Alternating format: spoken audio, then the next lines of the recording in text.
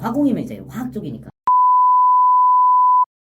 비벼볼만 하겠다 해가지고 이제 거기만 쭉 파고들고 그래서 막상 뭐 면접 때도 그런 질문만 받아왔고 이제 보통 반도체 직무에서 질문을 하는 게 어떤 공정을 목표로 하나 맞죠. 어떤 거 자신 있냐 그러면 그거에 관련해서 질문을 하시기 때문에 그것만 죽어라 팠던 것 같아요.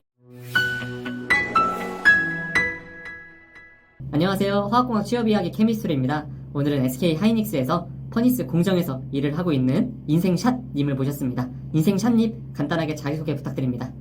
네, 안녕하세요. SK 하이닉스 퍼니스 기술에 근무하고 있는 인생샷이라고 합니다. 인생샷님 왜 별명이 인생샷으로 지으셨나요? 아 이게 좀 모든 남성분들은 다 인생의 목표이기도 할 텐데 제 모토가 인생의 목표는 샷다맨이라고 그래서 인생샷이라 짓게 되었습니다. 샷다맨이 뭐죠?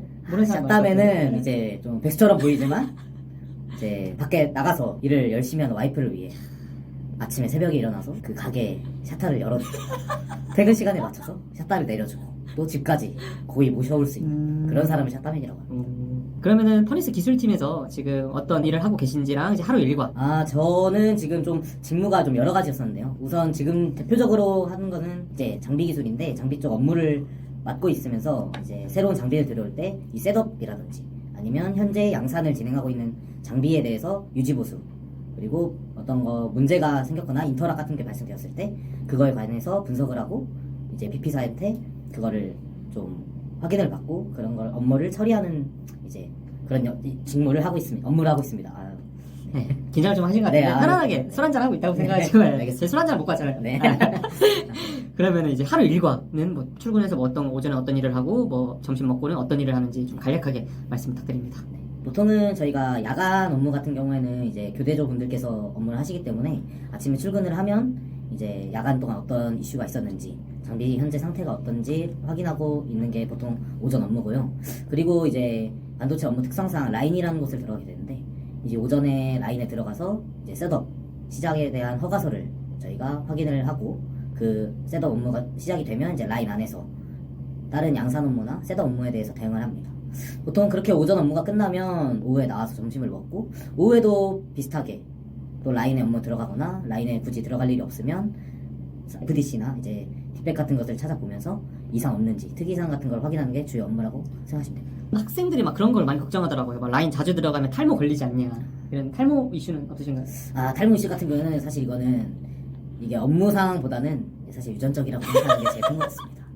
그리고 걱정하신다면 이제 약을 먹거나 미리미리 관리하신다면 맞죠. 괜찮을 것 같습니다. 대응해야죠. 현재 대응. 중요합니다. 그러면은 현재 직무 만족도 5점 만점에 몇 점인지와 그 이유는?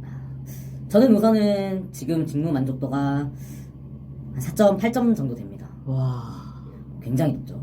그러니까 너무 높은데요? 이게 정말로 사실 같은 직무에 있으시는 분들께서는 이제 그 정도나 된다고 하실 수 있겠지만 제 마인드 특성상 이제 좀 욕심도 많이 없고 대신 나한테 주어진 일은 하자라는 주의여가지고 무슨 일이 생겨도 뭐 그런가 보다 하고 이제 회사의 복지를 보고 하기 때문에 좀 그것 때문에 좀 어떤 직무에 가서도 4.5점 아래로는 내려가진 않을 것 같아요. 그러면은 현재 본인의 직무에 필요한 역량. 저는 좀 지식적인 면모보다는 이제 좀 마인드나 이런 면이 제일 중요한 것 같아요. 좀 습관? 어떤 거냐면 이게 어쨌든 좀 하나 잘못 만지면 이상하게 될 수도 있는 게 장비고 또 공정에 있어도 똑같겠지만 이제 뭐든 의심하고 좀 꼼꼼하게 봐야 되는 게 가장 필요하다고 생각해요. 왜냐면 맨날 하던 거라도 대충 넘겼다가 이제 그게 큰 사고로 이어질 수 있는 게 반도체 공정이기 때문에 이제 그런 습관만 가지고 좀 꼼꼼하게 하는 느낌? 그리고 또 이제 사람이다 보니까 기억을 다 할 수는 없잖아요. 좀 적고 1부터 10까지 적는 게 아니라 한 2, 5, 7 이런 정도로만 적어놓고 이제 2 다음에 5까지 가려면 뭐 3, 4 이 정도겠지? 이런 느낌으로 네 그런 식으로 보통 키워드 중심으로 정리를 하면 좀 메모하는 시간도 줄어들고 이해하기도 편하고 그런 역량이 좀 중요한 것 같습니다. 메모하는 습관 되게 중요하죠.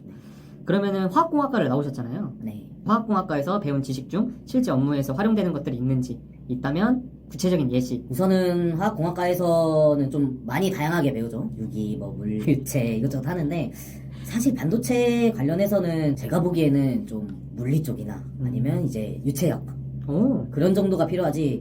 사실 저희가 뭐 반응공학이나 이제 화학 쪽에 양론이나 이런 지식에 대해서는 좀 연구직으로 가지 않는 이상은 사실 그것보다는 좀 공정이 진행됨에 있어서 어떤 원리로 이제 장비 같은 경우에는 이게 압력이 높아지니까 뭐 온도에 따라서 이런 게 변하는구나, 뭐 가스의 유량 이런 거를 보려면 보통은 유체역학이나 이제 물리 쪽이 많이 중요하다고 생각하네요.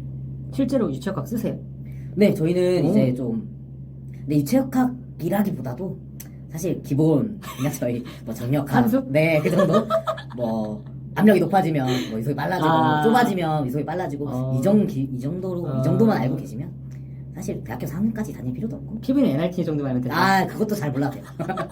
그것도 잘 몰라도 되고. 네.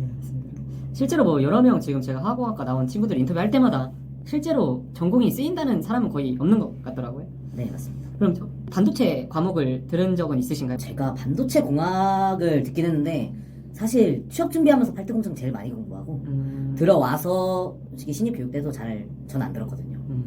어차피 와서 또 배워야 되고 8대 공정을 안다 해도 자기 공정에 대해서 또 전문적으로 들어가야 되고 그 안에 기술팀 안에서도 어떤 공정 진행되는지 또 어차피 공부해야 하기 때문에 사실 좀 그 전에 대학교에서 배우는 것들은 이제 만약에 취업하고 나시면은 그 공정들을 좀 더 빠르게 이해할 수 있는 그런 발판이 되는 거지 뭐 굳이 모른다고 해서 못 따라가고 이 정도는 아닌 것 같아요. 그러면은 이제 뭐 방금 말씀하신 거는 취업한 이후의 상황인 것 같은데 취업하실 때 반도체 과목을 수강한 게 도움이 되셨나요? 저는 그 반도체 이렇게 말씀드리는 건 좀 그렇지만 반도체 과목을 들었는지 안 들었는지조차 생각을 해봐야 될 정도로 저는 정말로 반도체에 관해서 아무것도 몰랐고 사실 화공 나와서 반도체 올지도 몰랐어요. 그냥 정말 취업을 해야 되니까 이것저것 다 써보면서 맞죠. 그러다가 된 게 어쩌다 운 좋게 이렇게 반도체 쪽으로 직무하게 되면서 이제 그때부터 8대 공정이 뭔지 후처리 모르겠고 그냥 뭐 엣지 뭐 무슨 엣지 힘들다 뭐 포토도 이렇고 그림이 그러다가 힘들다. 그쵸 저희는 포에클이었고 그래가지고 그나마 이제 화공이면 이제 화학 쪽이니까 심필름? 디퓨전이나 심필름, CVD 쪽으로 비벼볼만 하겠다 해가지고 이제 거기만 쭉 파고들고 그래서 막상 뭐 면접 때도 그런 질문만 받아왔고 이제 보통 반도체 직무에서 질문을 하는 게 어떤 공정을 목표로 하나 어떤 맞죠. 거 자신 있냐 그러면 그거에 관련해서 질문을 하시기 때문에 그것만 죽어라 팠던 것 같아요. 좀 그 정도로 사실 반도체 사전 지식보다는 딱 저도 면접쯤이나 아니면 그럴 때 바짝 공부한 정도. 네.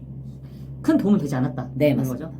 그러면은 뭐 화학공학 전공자들이 이제 양산기술에서 일을 하고 계시잖아요. 양산기술 직무에서 어떤 역할을 할 수 있을지. 있긴 있겠지만 대부분의 사람들은 남들 하는 거 하고 네 굳이 화공이 아니어도 대체된다. 그쵸. 그냥 공학도면 될 것 같아요. 대체 인력이면 된다. 그쵸. 문과는 안 되나요?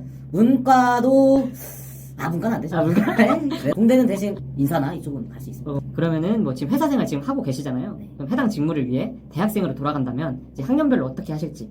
아, 뭐 1학년 때는 뭐 진짜 미친 듯이 논다. 2학년 때는 진짜 더 미친 듯이 논다. 네. 이제 뭐 그런 식으로. 우선은 저라면 딱 우선 남자다 보니까 이제 군대를 어떻게 빼놓을 수는 없잖아요. 맞죠. 군대를 제외하고 나서면 우선 1학년 때는 미친 듯이 진짜 왜 저래 할 정도로 놀고 2학년 때 와서는 자기 자신의 그렇게 1학년 때 미친 듯이 놀았던 성적표를 보고 각성을 해야 돼요. 맞죠. 물론 1학년 때 잘 봤어요. 그러면 2학년 때도 노는 거예요. 왜냐면 나는 놀면서도 공부를 잘한다. 두 마리 토끼. 네. 그러다가 이제 또 2학년 2학기 때 1학기 때 성적을 보고 이제 망했다. 뭐 좋게 말로는 X 됐다라고 생각하시면 맞죠. 그때부터 다 잡으면 됩니다. 다만 놀 때도 좀 맨날 술만 먹고 이러지 말고 좀 맞습니다. 놀면서도 좀 바깥에서도 놀고 우리나라가 아니라 아예 바깥에서 놀아도 되고 좀 뭔가 다양한 경험을 사람들도 많이 만나는 게 제일 중요한 것 같아요. 그렇게 놀고 이제 3학년 때는 어느 정도 물론 딱 반도체라고 할 수는 없어도 이제 자신의 전공에 따라 이제 화공이니까 다른 가능성도 열어두지만 반도체에서도 좀 알고 이제 좀 3학년 때부터는 전공이 좀 정말로 나중에 가서 득을 좀 볼 수도 있기 때문에 제가 앞에 말했던 것처럼 이렇게 실소용이 없었을 수도 있지만 이제 결국에 뭐 회사 일에 대해서 맞다 하면서 하나씩 생각나는 게 있으니까 맞아요. 그러면서 이제 전공을 공부하다 보면은 이제 4학년 때 보면 나 열심히 살았네라고 느낄 수 있어요. 그러면은 결론적으로 말하면 이제 1학년 때는 미친 듯이 놀아라. 2학년 때도 1학년 때 성적이 나쁘지 않으면 더 미친 듯이 놀아라. 네. 3학년 때부터는 이제 뭐 산업이랑 직무에 대해서 좀 공부 좀 해서 미래를 준비해라. 네. 하면서 놀아야 됩니다. 대학생은 딱 그 자소서 쓰기 전까지만 놀면 됩니다. 맞죠. 쓰면서도 놀아도 되죠. 그쵸? 네. 네. 근데 이제 정말 놀다만 맞죠. 놀라 했으니까 논다고 하고 네. 책임은 본인입니다. 여러분, 네. 여러분입니다. 책임은 여러분이 지셔야 됩니다. 그러면은 후배들에게 하이닉스랑 양산기술 장비 엔지니어 하는 거를 추천하시는지. 우선은 양산 기술 자체는 이게 워낙 많은 TO를 뽑기도 하고 이제 도전하기에는 양산 기술만큼 좋은 곳은 없는 것 같아요. 다만 이제 어차피 하이닉스 같은 경우에는 양산 기술로 와서 부서 내에서 이제 장비 엔지니어인지 공정 엔지니어인지 판가름 나기 때문에 물론 제가 장비 엔지니어지만은 굳이 장비로 오실 필요는 없지 않을까. 지금 선택 가능하면 공정 엔지니어. 저는 무조건 공정. 왜? 이게 탈모 이슈? 약 먹으면 되지만 이게 또 사실 이런 말 하기 좀 그렇지만 또 올라갈 수 있는 단계가 좀 명확하게 보인다고 해야 될까요? 왜냐면 좀 지금까지 했던 관습이라는 게 없어지면 좋겠지만 지금 이분들 해서 보면 다 공정 출신의 이런 분들이 대부분이고 물론 장비 출신도 많으시지만 그런 부분도 있고 어딜 가나 이제 좀 공정에 대한 좀 메리트가 좀 많이 큰 것 같아요. 물론 공정은 야간이라는 이제 그런 게 있다고 하지만 뭐 야간이면 뭐 돈도 벌잖아요. 맞죠. 모든 사람들이 좀 공정에 대해서 현직자도 그렇고 다 공정에 대해서 메리트는 좀 많다고 생각하고 있다고만 하시면 될 것 같습니다. 맞아. 저희 하이닉스 하는 게 뭐 룰 중에 하나가 데이터로 소통한다잖아요. 맞죠. 데이터로 봤을 때 다 위에 분들이 장비 출신은 거의 없잖아요. 그쵸. 데이터로 소통하라고 했으니까 그거에 기반해서 말을 한 거잖아요. 맞아요.